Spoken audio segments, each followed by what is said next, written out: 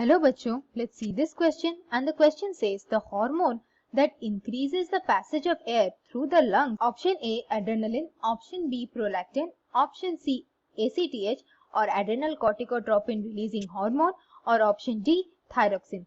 हमारा क्वेश्चन यहाँ पर ये पूछ रहा है कि इनमें से जो चार ऑप्शन दिए गए हैं इनमें से कौन सा हार्मोन ऐसा है जो कि लंग्स में एयर का पैसेज इंक्रीज करता है। और हमारे ऑप्शंस यहाँ पर दिए गए हैं। पहला ऑप्शन एड्रेनालिन, दूसरा ऑप्शन प्रोलैक्टिन, तीसरा ऑप्शन एसीटीएच और चौथा ऑप्शन थायरोक्सिन। की कॉन्सेप्ट डिस्कशन के लिए ये रहेंगे कि कैटेकोलामीन्स क्या होती हैं और इनका रोल क्या होता है। कैटेकोलामीन्स बेसिकली वो हार्मोन्स होती हैं जो कि रिलीज होती हैं एड्रेनल मेड्यूला से। हमें पता है कि हमारे बॉडी में जो एड्रेनल ग्लैंड होता है उसमें दो हिस्से होते हैं, एक होता है एड्रेनल कॉर्टेक्स और दूसरा होता है एड्रेनल मेडुला।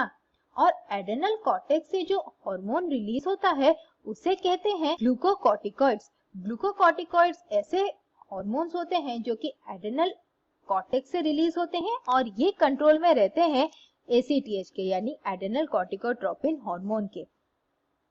दूसरा पार्ट होता है एड्रेनल ग्लैंड का, वो होता है मेड्यूला। और एड्रेनल मेड्यूला से जो हार्मोन्स रिलीज होते हैं उसे कहते हैं कैटेकोलामीन्स। कैटेकोलामीन्स हमारे बॉडी में दो तरह के होते हैं और ये कैटेकोलामीन्स दो तरह के ये होते हैं कि एक होता है एड्रेनालिन या फिर जिसे कहा जाता है एपिनेफ्रिन और दूसरा होता है नॉन एड्रेनालिन और उसे ये भी कहा जा सकता है कि ये नॉन एपिनेफ्रिन होता है। कैटेकोलामीन्स हमारे बॉडी में इमरजेंसी हार्मोन्स होते हैं या फिर ये कहलाते हैं स्ट्रेस हार्मोन्स। ये इमरजेंसी और स्ट्रेस हार्मोन्स इसीलिए कहलाते हैं क्योंकि ये हमारे बॉडी में रिक्वायर होते हैं जब बॉडी किसी डेंजर में होता है या फिर हमारा बॉडी सेंस करता है कि ये डेंजर में है और तब ये रिलीज होते हैं दो हार्मोन्स एड्रेनालिन और नॉन एड्रेनालिन। और उनके रिलीज होने से कई सारे एक्शंस होते हैं और ये एक्शंस होते हैं जैसे कि हार्ट रेट इंक्रीज करता है, उसके अलावा जो फोर्स ऑफ कॉन्ट्रैक्शन से वेंट्रिकल कॉन्ट्रैक्ट करता है वो भी इंक्रीज करता है, पाइलो इरेक्शन होता है, स्वेटिंग होता है और रेट ऑफ रेस्पिरेशन जो होता है यानी कि लंग्स जिस रेट से रेस्पायर करता है वो इंक्रीज होता है।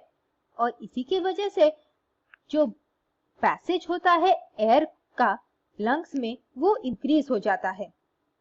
और ये काम होता है हमारे कैटेकोलामीन्स जैसे कि एड्रेनालिन और नॉन एड्रेनालिन के लिए। और हमें पता है कि एड्रेनालिन जो हार्मोन होता है वो एक पोटेंट वासोकॉन्स्ट्रिक्टर होता है और उसके अलावा ये और भी कई सारे फंक्शन होता है जैसे कि ये ब्रोंकोकॉन्स्ट्रिक्टर भी होता है। ब्रोंकोकॉन्स्ट्रिक्टर का मतलब ये होता है कि ये जो मसल्स रहते हैं हमारे ब्रोंकस में ये एड्रेनालिन उनके कॉन्ट्रैक्शन करता है और कॉन्ट्रैक्शन करने से एयर का जो फ्लो होता है वो इंक्रीज कर जाता है।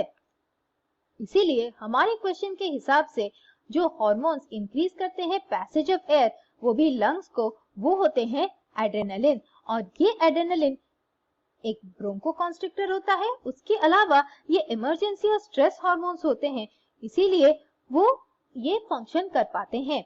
और बाकी जो ऑप्शंस दिए गए हैं हार्मोन्स के उनके फंक्शन ये रहेंगे कि प्रोलैक्टिन जो होता है ये हमारे मैमरी ग्लैंड के मेंटेनेंस के लिए हेल्प करता है यानी कि ये मैमरी ग्लैंड का ग्रोथ और उनसे मिलकर सिक्रीशन को रेगुलेट करता है। दूसरा आता है एसीटीएच और एसीटीएच होता है एड्रेनल कॉर्टिकोट्रोपिन हार्मोन और ये रेगुलेट करता है ग्लूकोकॉर्टिकॉइड्स का सिंथेसिस वो भी एड्रेनल कॉर्टेक्स से।